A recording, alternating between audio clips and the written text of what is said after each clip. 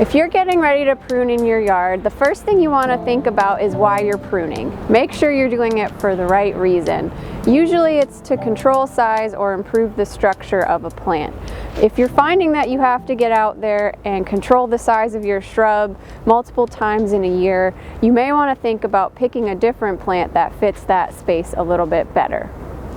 Otherwise, at any time of the year, it's safe to remove the 3 Ds. That means wood that is dead, diseased, or damaged.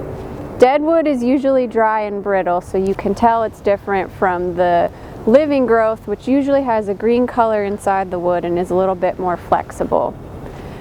For diseases, you want to make sure you completely remove whatever is diseased, and damaged wood, you want to cut it back to the appropriate point on a branch. Otherwise, when you're starting to prune, make sure you know what plant you're pruning. That way you know that you're pruning it at the appropriate time of the year. It's different for different plants.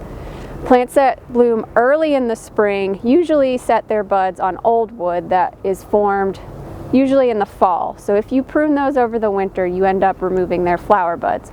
So wait to prune those until after they've bloomed in the spring.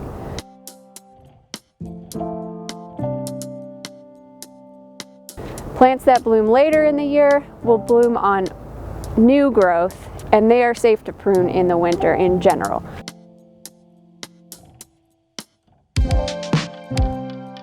But again, just know what you're pruning and make sure it's the right time before you go make a cut.